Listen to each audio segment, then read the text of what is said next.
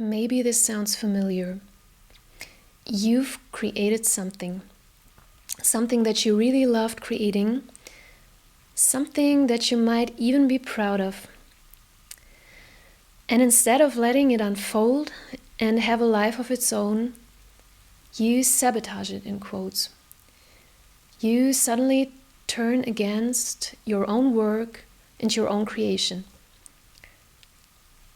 And this can happen in many different ways. You might feel estranged or even ashamed of what you've created. You might try to hide it, you might try to change it, you might try to adjust it, make it more pleasing and more perfect. And you might even destroy it and erase it. I believe we are all creative beings. Our being and doing are forms of creation. However, I think that artists in particular experience strong challenges with so-called self-sabotage, and I think there are two main reasons for that. First, an artist often incorporates personal aspects into their work, and this creates a stronger identification and attachment to their artwork. And second, the work of an artist is judged to a high extent. And what I've learned from countless talks with artists and also within my own self-discovery journey is that the reason we create art can be the exact same reason why we sabotage it. Let me explain what I mean by that. I think every person and every story is different.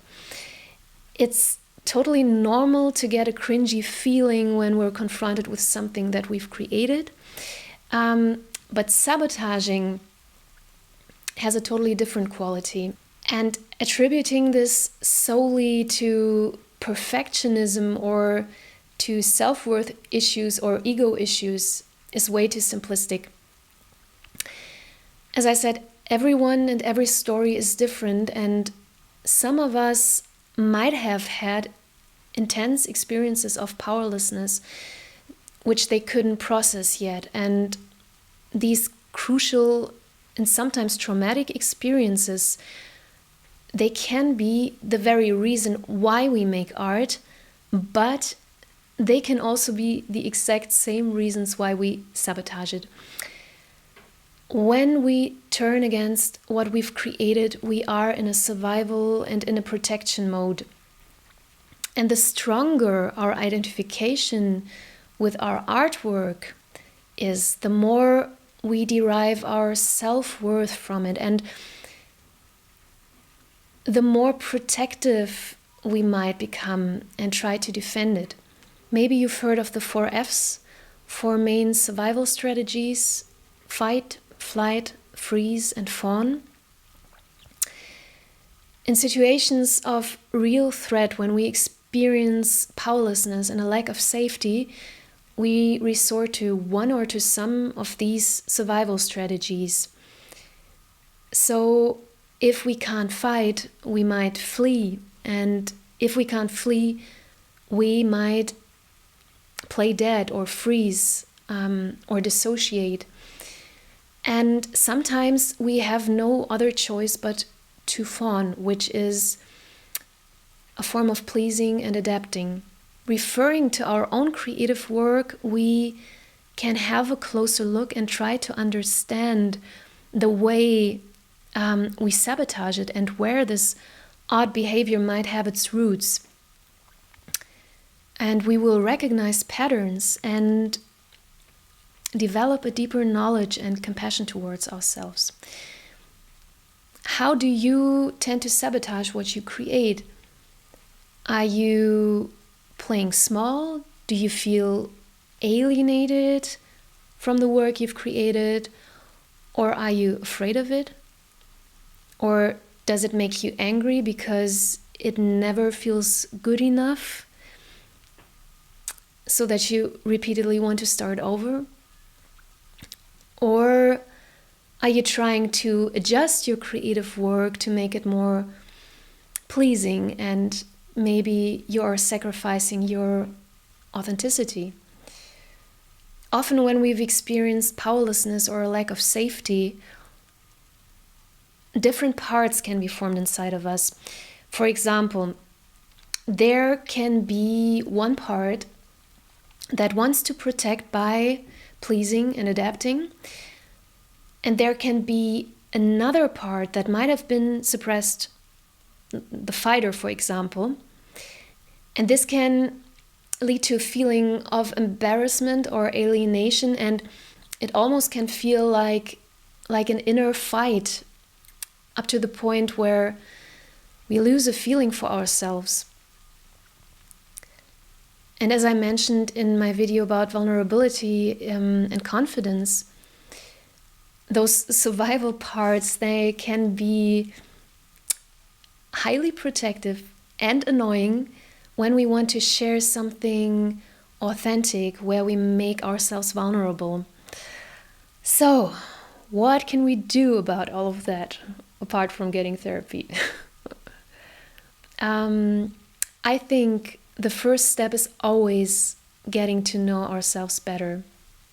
We could call it inner source research. By gaining a deeper understanding for the underlying reasons of our so-called self-sabotage, we develop compassion. And inner compassion is the first step to inner peace. We need to understand that there is no such thing like an inner enemy. We are not our enemy, and we can't fight the ego.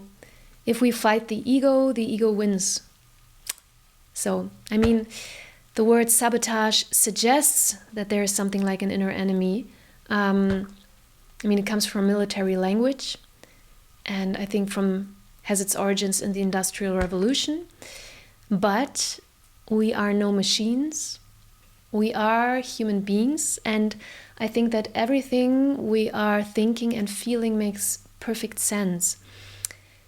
And I also think that there is no such thing as a wrong feeling. Another thing that everyone can incorporate into their everyday life is meditation and mindfulness. Learning to stop identifying with our thoughts and feelings. Realizing that they are on a surface level, and because on a deeper vertical level, we are not our thoughts and feelings as much as we are not our art or what we're creating. What we create belongs to itself, it belongs to the world. And we can practice to let go of what we create the same way as we can practice to let go of our thoughts and feelings. So basically, there are 3 pillars. First, understanding and compassion towards our own sabotage reasons and the connected patterns.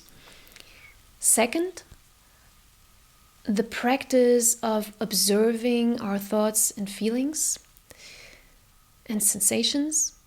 And third, the practice of letting our creative work go, letting it flow. There are some specific methods to break the cycle, but I think I will talk about them in another video. So, I hope I could move this question, why we sabotage what we create, into a helpful direction, because I think there is not one answer, and I think we should empower ourselves with individual knowledge and images or ways of understanding that are helpful for us personally. I hope you have a wonderful day or a wonderful night, whenever you are, wherever you are, and thank you so much for watching, and consider subscribing if you want to stay in touch. Take care.